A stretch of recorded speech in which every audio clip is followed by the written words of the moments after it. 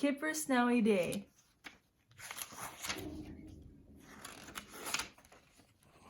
It was a new morning and it was snowing. Huge cotton ball snowflakes were tumbling past Kipper's window. "Yes," said Kipper, jumping out of his basket. "Yes, yes." He grabbed his scarf and wound it 3 times around his neck. Yes, yes, yes. Kipper was very positive about snow. Kipper rushed outside. The snow lay deep and smooth and new, like an empty page waiting to be scribbled on. He made a paw print and then another. And then with a whoop, he went charging around and around, crisscrossing this way and that, until the garden was full of his tracks. Kipper stopped to catch his breath, letting the swirling snowflakes melt on his tongue. Then he fell backward into the snow and lay there panting.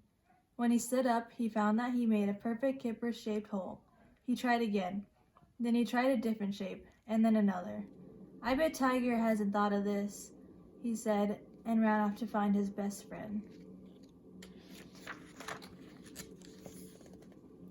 Kipper found Tigger at the top of a big hill. He was wrapped up in a fat bundle of silly woolly clothes. Kipper plopped a friendly snowball on top of his head. "Hello," said Tigger. Tigger pointed up at the sky. A watery sun was seeping through the gray clouds. "It won't last," he said. "It'll all be gone by tomorrow. There's a warm wind coming." Tigger was like that. He knew about things. But this was not at all what Kipper wanted to hear. So he started throwing snowballs at his friend. Tigger was very easy to hit because the silly woolly clothes were wrapped so tightly around him that he could hardly move, and his own snowballs stuck like the pom-poms to the silly woolly gloves.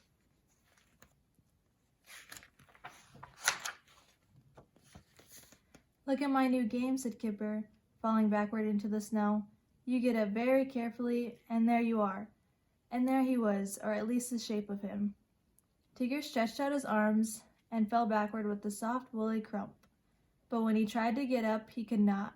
He was too round. He just lay there waving his arms and legs like a beetle on his back.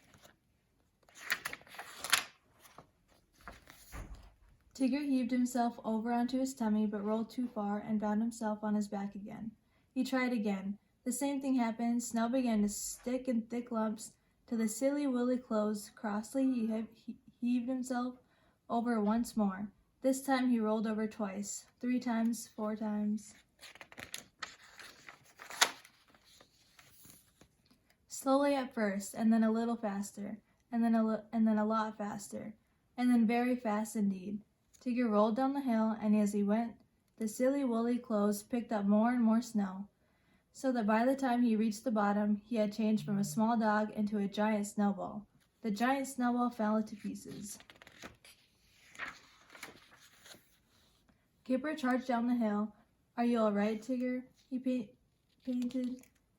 Tigger pulled off his silly woolly hat. A big grin spread across his face. "Again," he said.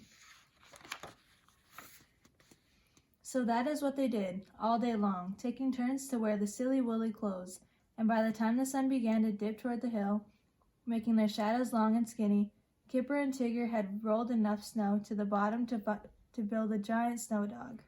They watched their shadows lengthen and fade. "It'll all be gone by tomorrow," said Tigger. "There's a warm wind coming." But for once, Tigger was wrong. The warm wind stayed away, and that night another snowstorm smoothed out all of Kipper's paw prints, making the garden like a clean, white, empty page once more. And the snow dogs stood at the bottom of a big hill wearing Tigger's silly woolly clothes for almost 3 whole weeks.